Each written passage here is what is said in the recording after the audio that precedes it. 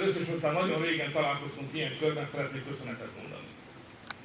Nem csak a 22-es fantasztikus győzelemért, amiről egy mai interjúban az ellenfél jövendőbeli miniszterelnök-jelöltje azt írta, hogy az ellenzék valaha volt, a baloldal valaha volt, legnagyobb vereségét szenvedte el, amihez gratulálok önöknek.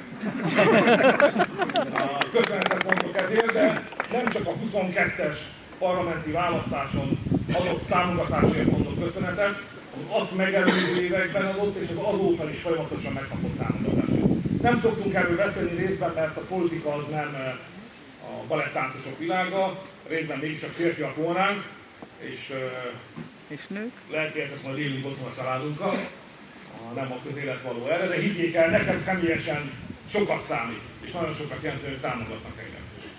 Nem csak azért, mert más az ember súlya, az ember szavának a súlya, ha megszólal egy nemzetközi vitában, és olyan ország van vele, olyan országból jön, ahol az emberek egyértelműen támogatják azt, amit ő képvisel Brüsszelben vagy akár Washingtonban, bár ennek is nagy jelentősége van, az ember kevésbé érzi magát ilyenkor magányosnak, de idehaza meg különösen.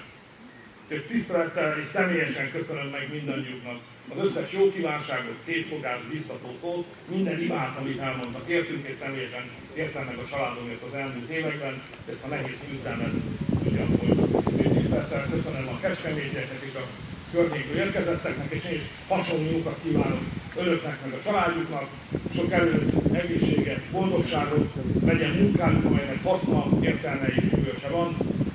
A Jóisten mindannyiunk fölött, Magyarország mindenek előtt. Hajrá Magyarország, hajrá Magyarok, hajrá Kecskemét, éljen Gaudíja!